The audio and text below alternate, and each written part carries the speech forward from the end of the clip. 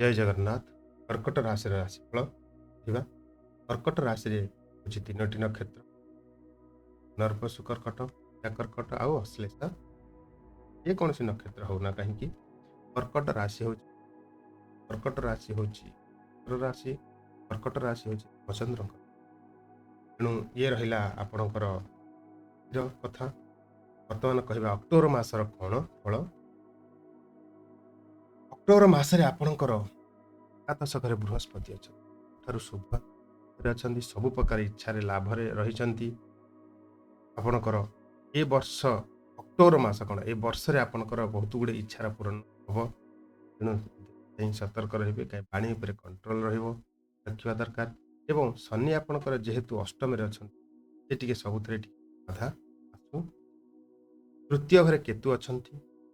तृतीय घरे केतु रहिबा साथी वर्तमान सूर्य तृतीय घरे अच्छा आपणकर सूर्य चतुर्थ घर को जीवे अक्टोबर 15 तारिख पर से चतुर्थ घर को प्रवेश कर शनि आपणकर अष्टम अच्छा। राहु नवम अच्छा।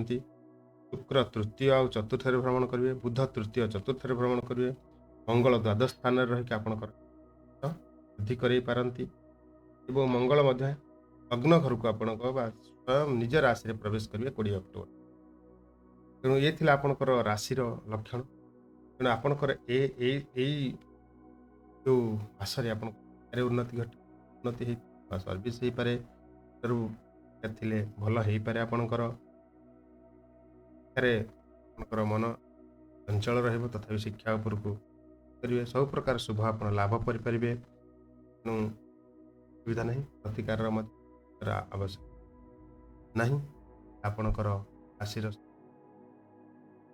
तेणु शिक्षा स्वास्थ्य आउ कहला आपणकर कर्म जेहेतु आपन एकादश घरे इच्छा बृहस्पति अच्छा प्रकार जिनस आपणकर अशुभ कही जान।